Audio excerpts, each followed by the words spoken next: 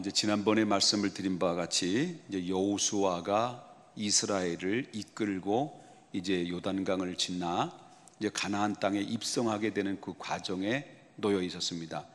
그때 이제 여호수아가 여리고라고 하는 그 거점을 장악하기 위해서 두 정탐꾼을 보냅니다. 그 두 정탐꾼을 보냈는데 마침내 그 정탐꾼이 그 집으로 들어갔는데 바로 기생 라합이라고 하는 여자의 집으로 들어가게 되죠. 그래서 그 여자의 집으로 들어갔는데 그걸 또 누가 봤네요. 그래서 결국은 그것이 여리고의 그 왕이 보고 그를 이제 찾아와라. 그를 두 정탐꾼을 체포 영장 발부해서 그들을 체포해서 데려와라 라고 했을 때 이 라합이, 이 여자가 이 정탐꾼을 숨겨두죠. 3대에 숨겨두고 그러고 나서 이 사람이 멀리 갔으니 쫓아가 봐라. 그러면 아마 당도하게 될 것이다 라고 이제 거짓말로 속이고 그들을 보호하는 그런 내용으로 담겨져 있었죠. 그때 지난주에 그렇게 말씀을 드렸고요. 자, 그러면 이 기생 라합이 이스라엘의 두 정탐꾼을 숨겨주는 장면은 정말 하나님의 섭리에 대해서 이 라합은 예민한 반응으로 민첩하게 그 믿음에 결단하는 모습을 통해서 그 믿음의 진가를 이 본문의 말씀을 통해서 드러나게 되는 이 일들을 우리가 보게 된다라고 하는 거죠. 여러분, 믿음이라는 게 뭘까요? 우린 믿음 그러는데 그저 우린 믿습니다라고 고백을 하지만은 그 믿음이라는 이 믿음의 의미 속에는 정말 진정한 믿음은 그 믿음이 예민한 영적인 이 안테나를 늘 지니고 있는 것과 같다라고 하는 것입니다. 어떤 사람은 라합에 대해서 이렇게 이야기하는 사람도 있어요.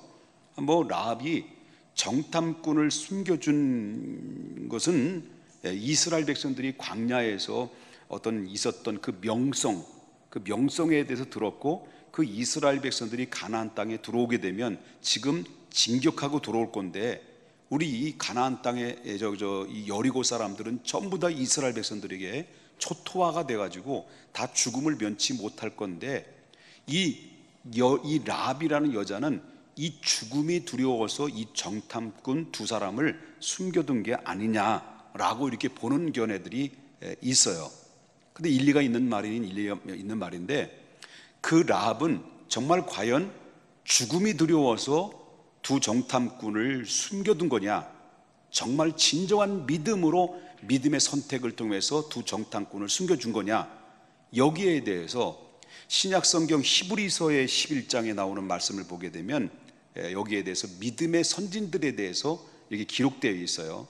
그 믿음의 선진들에서 기록되어 있는데 여기 11장 4절부터 쭉 이렇게 보게 되면 히브리서 11장 4절이요. 보면 믿음으로 누구는 믿음으로 누구는 이렇게 나와요. 그래서 믿음으로 아벨은, 믿음으로 에녹은, 믿음으로 노아는, 믿음으로 아브라함은 이렇게 쭉 나오다가 여기 보면 그 믿음으로 여호수아라는 말은 나오지 않아요. 아브라함에게 대해서 나오지만 믿음으로 그때 당대 여호수아가 지도자인데 믿음으로 여호수아는 이런 말은 나오지 않은데 그때 당대 사람이었던 누가 나오느냐면 히브리서 11장 31절에 보게 되면 누가 나와요? 여기에 믿음을 다 같이 한번 읽어보겠습니다. 시작. 믿음으로 기생 라합은 정탐꾼을 편안히 영접함으로 순종하지 아니한 자와 함께 멸망하지 아니하였도다.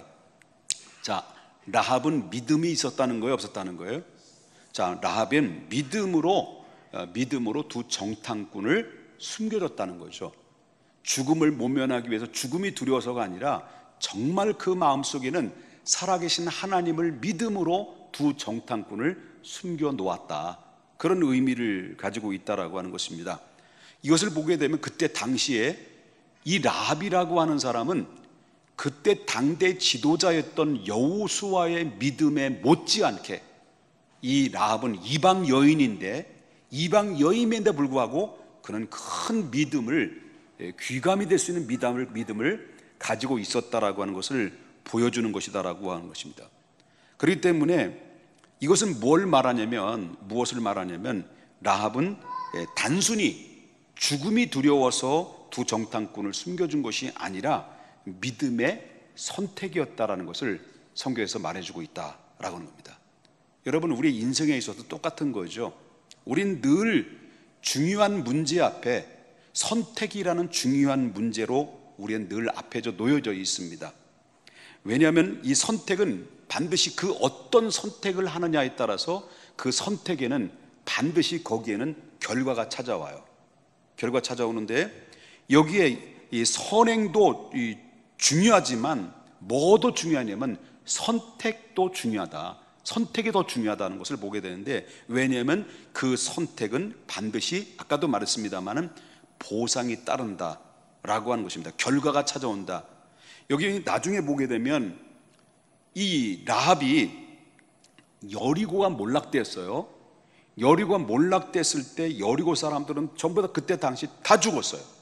그런데 누구만 살았냐면 그 라합과 그의 가족 식구들은 살았어요. 결국 이 라합이 두 정탐꾼을 숨겨준 행위는 이스라엘 백성들을 위한 것이지만은 결과적으로 딱 들어가다 보면은 뭐예요? 라합과 그의 가정을 위한 것이기도 한다라고 하는 것을 우리가 보게 된다라고 하는 거죠. 우리는 신앙생활하면서 아까도 얘기했습니다마는 늘 선택해야 될 상황들이 늘 펼쳐져 있어요. 여러분, 주일날 교회를 가야 될 것이냐, 아니면 중요한 손님을 만나야 될 것이냐, 여러분 또 교회 중요한 행사에 내가 나가야 될 것이냐 말아야 될 것이냐, 구역예배 모임에 나가야 될 것이냐 말아야 될 것이냐, 교회 대청소하는데 나가야 될 것이냐 말아야 될 것이냐, 전도하는데 나가야 될 것이냐 말아야 될 것이냐, 기도해야 되는 그 현장에 내가 나가야 될 것이냐 말아야 될 것이냐, 다음 세대를 키우는 일에 내가 협력해야 될 것이냐 말아야 될 것이냐, 이렇게 내 앞에 선택해야 될 펼쳐져 놓여 있는 이런 상황들이 늘 있는데 이 모든 것을 내가 어떻게 선택했을 때 그 선택하는 그 선택이 하나님께서 기뻐하시는 일이고 교회를 위한 일이라고 한다면, 그 선택에 있어서 우리는 뭡니까? 어떤 때는 때로는 그 선택이 우선순위가 어디에 두느냐에 따라서 결과도 달라진다라고 하는 것을 우리가 보게 된다는 거죠. 내 중심, 내 생각, 그리고 내 유익이냐, 아니면 하나님의 중심, 하나님의 생각, 하나님의 영광이냐, 여기에 선택하는 선택은 누가 하느냐면 우리 믿음의 사람들이 선택하는데 어쩌면 그 우선순위가 나일 수도 있고 우선순위가 하나님일 수도 있다라고 하는 거예요. 그렇기 때문에 여러분, 베드로를 보시면 베드로는 어떤 사람입니까? 평생도록 어부로서의 잔뼈가 굵은 사람이에요. 제자들과 함께 이제 배를 몰고 밤이슬이 맞도록 밤새도록 그물을 내렸지만 그날따라 고기가 한 마리도 잡히지 않았을 때 그때 예수님께서 나타나셔서 깊은 데 가서 그물을 던져라 라고 했을 때, 그때 베드로가 뭐라고 얘기했냐면 이 누가복음 5장 5절에 이렇게 얘기해요. 누가복음 5장 5절에 시몬이 대답하여 이르되 선생님, 우리가 밤이 새도록 수고를 했으나 잡은 것이 없지만은, 이것은 바로 뭡니까? 내 경험과 내 수단과 그 고기 잡는 이 상식적인 풍부한 경험을 가지고도 그물을 내렸지만 단 한 마리도 못 잡았지만 누구를 의지한다는 거예요? 뭘 의지한다는 거예요? 말씀을 의지하여 내가 그물을 내리이다. 이게 바로 뭐냐면 선택해야 되는 이 근본적인 문제 앞에 내 중심, 내 생각, 내 유익이 아니라 하나님의 중심, 하나님의 생각, 하나님 영광을 위해서 그 말씀을 의지하여 내가 그물을 내렸다라는 거예요. 자기의 모든 것들을 내려놓고 주님의 말씀을 뭐라고 했습니까? 의지하여. 뭘 의지하여? 주님의 말씀을 의지하여 내리이다. 그렇게 했더니 분명히 결과가 나타났어요. 여태까지 내 상식과 내 경험으로 밤이슬이 맞도록 그물을 내렸지만 단 한마디도 한 마리도 건지지 못했지만 주님은 목수 출신이에요. 목수 출신이고 이 어부라고 하는 그 고기 잡는 데에서는 전혀 문외 아니에요.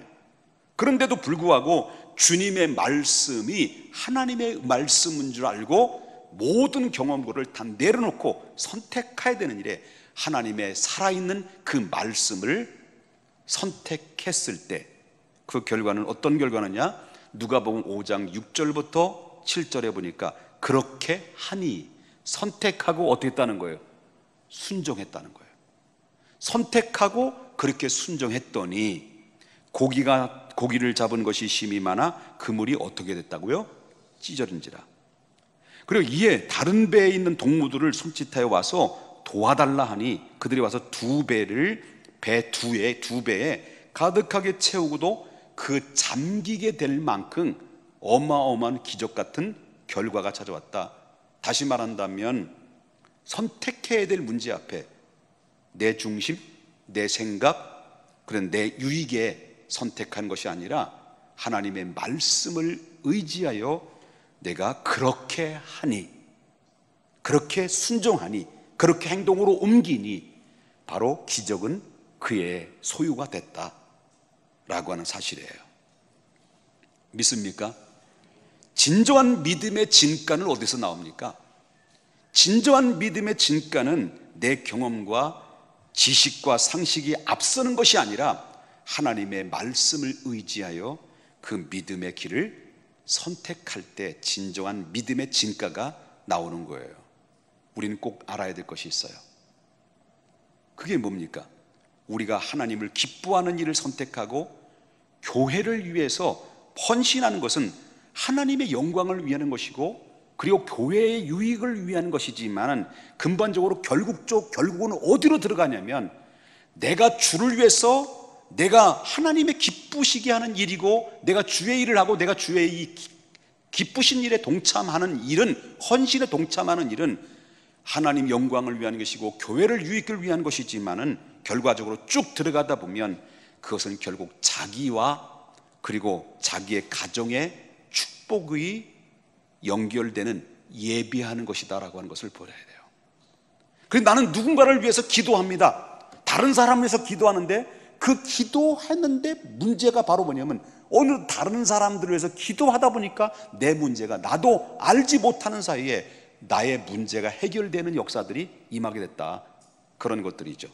결국은 라합은요, 정탐꾼을 숨겨준 것은 이스라엘을 위한 것이에요.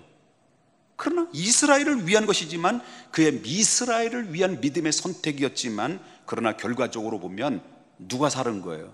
라합과 그의 가족을 위한 것이기도 한 것이다. 그렇기 때문에 내가 주의 나라와 그의 의를 구하는 것은 나의 중심이 아니라, 나의 생각이 아니라, 나의 유익이 아니라 주를 위해서 선택하고 주를 위해서 헌신하고 주를 위해서 교회에서 헌신하고 봉사하는 것은 어쩌면 손해본다라고 생각할 수도 있고 시간이 뺏긴다라고 생각할 수도 있고, 그럼에도 불구하고 손해보는 것 같지만 내 생각을, 내 경험을 내려놓고 하나님이 기뻐하시는 일이고 그것이 하나님의 영광이고 교회의 유익이 된다고 한다 때, 거기에 기꺼이 믿음으로 선택하고 믿음으로 결정하고 믿음으로 나아갈 때는 거기에는 반드시 결과가 있는데 그것은 곧 그대로 나에게 돌아오는 축복의 부메랑이 된다라고 하는 거예요. 나만 지금 떠들고 있는 건지 듣는 건지 안 듣는 건지 감각이, 영감이 좀 떠오르질 않네요. 여러분 듣고 있습니까? 자, 라합의 축복은요, 그의 가족과 그가 살았어요. 결과적으로 다음에도 나옵니다만은, 그런 라합의 축복은 믿었습니다. 그리고 선택했습니다. 그리고 선택의 행위를 했습니다. 그리고 그의 가족이 전부 다 살았어요. 여기서 끝난 거냐? 그건 아니라는 거예요. 여기서 끝나는 게 아니라 라합의 축복은 구원받은 것에서 끝나는 것이 아니었다는 것을 보게 되는데, 여러분 마태복음 1장에 보게 되면, 마태복음 1장에 보면 라합이라는 족보가 나와요. 라합은 그때 두 정탐꾼을 살려주고 그리고 여리고성이 무너졌을 때 그의 가족과 그가 살아난 이후에 유다 지파에 소속된 살몬과 결혼을 하게 돼요. 살몬과 결혼을 하고 난 다음에 누구를 낳냐면 이 살몬과 라합을 통해서 보아스를 낳게 돼요. 이 보아스는 누구를 낳아요? 이새를 낳아요. 이새는 또 누구를 낳아요? 다윗을 낳아요. 다윗을 통해서 14대에 걸쳐서 누가 나와요? 예수 그리스도가 나오는 거예요. 여러분, 이 비천한 신분인 이 라합이 얼마나 큰 축복의 반전이냐는 거예요. 이건 단순히 믿고 선택하고 그리고 믿음으로 순종했을 때 그에게 찾아온 것은 그의 가족과 자신이 구원받은 것으로 끝나는 것이 아니라 거기에 더 나아가서 예수 그리스도의 조상의 한 획을 긋는 중요한 족보에 그 이름이 실려짐으로 말미암아 그 후대들에게 아름다운 이름이 높여지는 믿음의 귀감의 모델로 오늘날도 수많은 사람들에게 감동을 주는 인물이 됐다라고 하는 거죠.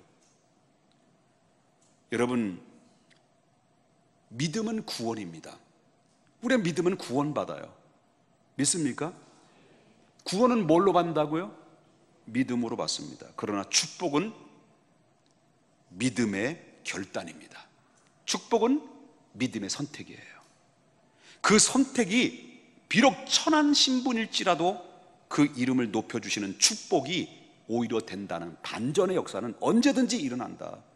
그렇기 때문에 내가 지금 신분이 어떻고 내가 배우지 못하고 못나고 그리고 내 형편이 어렵다 할지라도 여러분, 라합처럼 믿음과 선택과 선택 앞에 내가 하나님이 기쁘심이 되고 하나님 영광이 되는 일에 내가 거기에 하나님 앞에 행동으로 행동화가 된다면 여러분, 라합은 자기도 구원받고 가족 식구들이 전부 다 복을 받았던 것처럼 그리고 자기의 신분이 천한 신분에서 하나님의 영광을 드러내는 존귀한 사람으로 하나님이 세워줬던 것처럼 우리도 그런 멋진 믿음의 결과가 되기 위해서는 여러분, 믿음의 진가를 나타나는 믿음의 행위가 반드시 따라야 된다라는 이것을 가지고 순종이라기도 한다는 거죠. 자, 라합은 어떻게 그럼 이 두 정탐꾼을 목숨을 걸고 숨겨줄 수 있었겠는가? 아까 이제 믿음에 대해서 얘기했는데 믿음을 좀 더 들어가겠습니다. 숨겨줄 수 있었던가? 여러분, 이거는 두 정탐꾼은 숨겨준 것은 믿음이 없이는 그러한 선택은 불가능하다. 그게 결론 나오는 거예요. 그러나 기생 라합은 비록 이방인이었지만은 그러나 오래전부터 이 상황이 이루어지기 오래전부터 여호와 하나님이 누구인가를 알았다는 거예요. 누구인가를. 자, 이제 9절을 보겠습니다. 9절. 여호수아서 2장 9절. 여기. 자, 2장 9절 다 같이 한번 보겠습니다. 시작. 말하되 여호와께서 이 땅을 너에게 주신 줄을 내가 아노라. 여기 보면 여호와께서 이 땅을 너에게 주신 줄을 내가 아노라. 누구하고 대화를 나누는 거예요? 두 정탐꾼을 숨겨주고 난 다음에 바로 약조를 하는 거죠. 너희가 왜 왔는지 나는 알고 있다. 그러면서 그가 하는 얘기에 9절에 그 두 정탐꾼들에게 하는 얘기가 여호와께서 지금 내가 살고 있는 이 여리고 땅을 너에게 주신 줄을 내가 언제부터? 오래전부터 알았다는 거예요? 몰랐다는 거예요? 오래전부터 알았다는 거예요. 라합은 여호와 하나님을 어떻게 알게 되는 거? 어떻게 이 사실을, 이 땅을 여호와께서 이스라엘 백성들에게 주고 주신다는 것을 어떻게 알았느냐? 이 여자는요, 이스라엘 백성들이 광야 생활을 40년 동안 수많은 기적적인 역사를 뭐를 통해서 알았냐면 소문을 통해서 듣게 됐어요. 이 소문을 통해서 듣게 되는데 라합은 그 소문을 듣고 여호와 하나님의 능력을 전지전능하신 하나님을 믿었어요. 그리고 그 믿음으로 끝나는 것이 아니라 더 나아가서 놀라운 고백까지 해요. 여기서 너의 하나님이 어떤 분이고 하나님께서 너희들에게 이 땅을 허락하신 것도 나는 알고 있다. 그러기 믿음으로 이 가지고 있었지만 그 믿음으로 가지고 있는 이 믿음으로 끝나는 것이 아니라 더 나가서 그는 놀라운 고백을 해요. 그 11절에 나오는 말씀이죠. 11절에 뭐랑 여기 자 11절에 자 우리가 들었다고 그랬어요. 소문을 듣자 곧 마음이 녹았고 그리고 너희로 말미암아 사람이 정신을 잃었다. 그때 사람들이 막 정신을 잃어버린 거예요. 온다는 소식을 듣고. 그러면서 이 여자가 어떤 고백을 하나님을 향해서 어떤 고백을 해요? 다 같이 한번 읽어보겠습니다. 시작. 너희의 하나님 여호와는 위로는 하늘에서도 아래는 땅에서도 뭐냐? 하나님이시다. 상천하지의 하나님, 전지전능하신 하나님, 오직 이 세상의 유일한 신은 여호와 하나님 한 분밖에 없다는 그런 고백이에요. 그렇습니다. 로마서 10장 17절에 나오는 말씀을 보면 그러므로 믿음은 들음에서 나고 들음은 그리스도의 말씀으로 말미암느니라 습니다. 이 여자는 들음으로 말미암아 믿음이 생겼어요. 그 들려지는 그 믿음은 어떤 믿음의 말씀이에요? 하나님의 말씀이었어요. 그래서 여러분 로마서 10장 10절에 말하기를 사람이 마음으로 믿어 의에 이르고 입으로 시인하여 입으로 자꾸 시인하여 뭐에 이른다고 그랬습니까? 구원에 이른다고 그랬어요. 라합은 소문을 들었어요. 그리고 믿었어요. 그리고 고백했어요. 듣고 믿고 고백했어요. 그때 능력이 나온 거예요. 여러분 11절에 아까도 말씀드렸지만 너의 하나님 여호와는 위로는 하늘에서도 땅 아래는 땅에서도 하나님이신. 여러분 이 얼마나 놀라운 믿음의 고백입니까? 요즘 얼마나 많은 사람들이 성경을 가지고 있는지 알아요? 웬만한 사람 다 성경을 가지고 있어요. 아마 스님들도 성경을 가지고 있어요. 스님들도. 그런데 말이죠, 수많은 사람이 성경을 가지고 있지만, 성경을 가지고 다니지만, 성경을 집안에다 보시기에 좋았더라 잘 모시고 있지만, 그러나 문제는 성경을 가지고도 하나님을 믿지 않는 사람들이 너무 많다는 거예요. 너무 많아요. 여러분 물어보겠습니다. 성경 다 가지고 계시죠? 성경을 하도 많이 가지시니까 집에도 갖다 놨다가 집에도 하나 있고 교회도 하나 있고 그래서 성경을 안 가지고 가시나 봐요. 성경은 많아요. 그리고 여러분 다 성경 가지고 계시죠?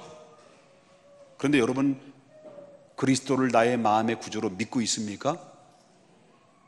그런데 여러분들은 아멘 하지만 생각 외로 당신 예수 믿습니까? 글쎄요. 오늘 밤 이 세상에 떠난다 하더라도 당신 천국 갈 수 있습니까? 라고 물어봐도 글쎄요. 대답하는 사람이 확신이 없이 살아간 사람 많이 있다는 거예요. 옆에 분에게 진지하게 한번 물어보세요. 아주 진지하게, 인상 쓰지 말고 진지하게 물어보세요. 그럴 일은 없지만 만약에 오늘 밤 당신이 이 세상에 떠난다면 천국에서 눈을 뜰 수 있습니까? 라고 한번 질문해 보세요. 옆에 분에게 질문해 보세요.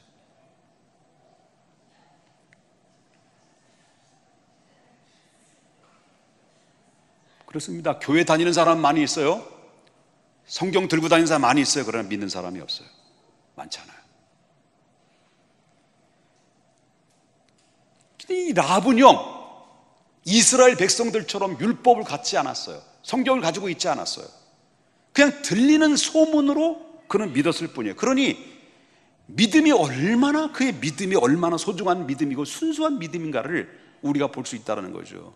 여러분 북한에는요 지금 30만 명의 기독교인이 살고 있어요.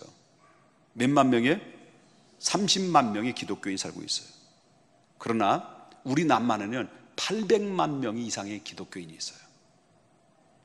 비교를 한다면 남한의 기독교인과 그리고 북한의 기독교인을 비교한다면 800만 명과 30만 명은 비교할 수가 없어요. 그런데 놀라운 소식을 접해드린 것은요, 그 30만 명이 대한민국의 기독교를 위해서 기도하고 있다는 거예요. 기도. 그리고 그러나 그들은 가지고 있는 우리는 성경책을 가지고 있어요. 그러나 그들은 대부분 성경책을 가지고 있지를 못해요. 그들은 우리는 자유롭게 교회를 다닐 수 있는 교회가 있어요. 그러나 그들은 자유롭게 교회를 다닐 수 있는 교회가 없어요. 그리고 그들의 기도는 지금 어떤 기도를 하냐면, 하나님의 영광을 받아야 될 그 영광이 김일성, 김정은, 김정일, 김정은 3대 3부자가 하나님의 영광을 다 가로치는 것이 너무 속상합니다. 너무 속상해요. 하나님, 그게 원통하고 억울해가지고 그 3부자가 하나님의 영광을 독차지하고 하나님의 영광을 다 찬탈하는 그런 모습을 바라보면서 이 북한의 30만의 그 영혼들이, 북한의 백성들의 불쌍한 마음, 그리고 하나님 속히 이 3부자의 체제에서 벗어나서 하나님의 영광을 드러내는 찬양이 울려 퍼지는 하나님의 민족이 되게 해달라고 지금 기도하고 있다라고 하는 거예요. 여기서 보면 냉정하게 말한다고 한다면 엄연히 물론 맞습니다. 뭐 믿음도 좋고 있습니다. 그러나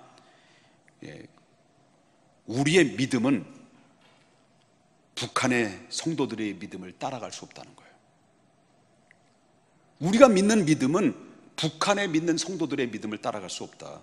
왜냐하면 우리는 목을 내놓고 믿는 걸 믿지는 않아요. 그러나 그들은 목을 내놓고 믿는 거예요. 30만 명은. 그들은 목사도 없어요. 마땅한 지도자도 없어요. 그런데 그들은 그런 가운데서, 열악한 가운데서 믿음을 지켰어요. 그게 어떻게 가능할까? 목사도 없고 성경도 많이 가지고 있지 않고, 그런데 믿음은요, 하나님이 주신 선물이라고 하는 거예요. 하나님이 주신 선물. 그들은 하나님이 주신 그 믿음의 선물을 기쁨으로 받아요. 감격해요. 목숨을 걸어요. 그리고 꼬깃꼬깃 이렇게 해서 끈으로 묶어가지고 선교사님들에게 줘가지고 11조를 드려요. 그의 믿음이 얼마나 황금 같은 믿음이고 금보다 귀한 믿음이겠냐는 거죠. 그런 것을 보면 환경은 좁아요. 성경책 다 가지고 있어요. 마음 놓고 교회 다니고 마음 놓고 찬양하지만 비교해보면 그의 믿음 따라갈 수 없어요. 왜? 목숨 내놓고 믿는 믿음. 우리가 그런 믿음만 있다면 대한민국은 금방 바뀌어질 수밖에 없어요.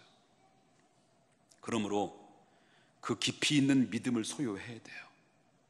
그 깊이 있는 믿음을 소유하기 위해서는 저와 여러분이 듣는 자세부터 달라져야 돼요. 말씀을 들을 때 청력으로 가볍게 듣지 말고 마음으로 집중해서 하나님 말씀 들어야 돼요. 가장 못 듣는 자세는 어떤 자세냐? 설교를 잘하나 보자, 설교를 어떻게 하느냐 보자, 혹시 설교를 얼마만큼 더듬나 보자. 더듬는 게 제가 1등인데 말씀을 전하는 사람이, 그 사람이 젊은 사람이 젊어도 우습게 해서는 안 된다는 거죠. 30대가 예수 그리스도의 말씀을 전포해도 이 강단에, 하다못해 신학교 1학년짜리가 이 강단에서 말씀을 선포해도 말씀을 듣는 자세는 겸손해야 돼요. 왜? 예수 그리스도도 30대 나이 30에 공생애를 시작했어요. 나이 30에. 그렇기 때문에 우리는 언제나 어느 때나 복 받을 수 있는 길, 그 길은요 겸손해야 돼요. 라합은 겸손했습니다. 그리고 소문을 들었습니다. 그리고 믿음으로 선택했습니다. 선택 마음으로 하는 거예요. 마음으로 선택한 것을 행동으로 옮겼어요. 그럴 때 그의 가족과 그의 구원이 임했습니다. 거기서 보너스로 하나님이 더 축복을 주신 것은 믿음의 계보에, 예수 그리스도의 계보에 그 이름을 등장시킵니다. 천한 사람이 찬란한 영광의 자리에 이르게 됐습니다. 우리 모두가 선택해야 될 그 현장 앞에, 선택해야 될 그 현장 앞에 우리는 내 생각과 내 판단과 내 유익을 우선순위로 두느냐, 하나님의 영광이냐, 하나님의 생각이냐, 하나님의 마음이냐, 하나님의 기쁨이냐, 거기에 우선순위를 두느냐, 거기에 선택에 있어서 결과물이 달라지는데, 여러분, 라합은 우리가 선택해야 될 믿음의 모델로 이와 같은 선택을 해야만이 복받는다라고 하는 사실을 우리가 보였다면, 우리 모두 이 수요 예배 드리는 우리 사랑하는 모든 성도님, 선택해야 될 중요한 자리 앞에 나의 유익이 아니라 손해보는 일이더라도 하나님의 유익을 위해서, 하나님 영광을 위해서 선택하는 그 이름이 여러분이 등장될 수 있기를 바라며, 그리고 축복의 결과가 여러분에게 임하고, 여러분의 이름이 비록 천하고 부족하고 보잘것없는 존재일지라도 하나님의 찬란한 영광의 자리에 반드시 우뚝 정말 세워지는 놀라운 축복의 열매가 있어지기를 주 예수의 이름으로 축복합니다. 기도하겠습니다. 거룩하신 하나님, 라합 같은 믿음의 선택을 하게 해주시고, 그 선택한 선택에 대해서 내가 흔들리지 아니하도록 하나님, 온전히 주님의 영광에 우선순위를 두는 하나님 믿음의 선택에 옳은 선택을 하여 하나님의 축복을 거침없이 쟁취하는 하나님의 사람들 될 수 있도록 인도해 주옵소서. 예수님의 이름으로 기도 올려옵나이다. 아멘.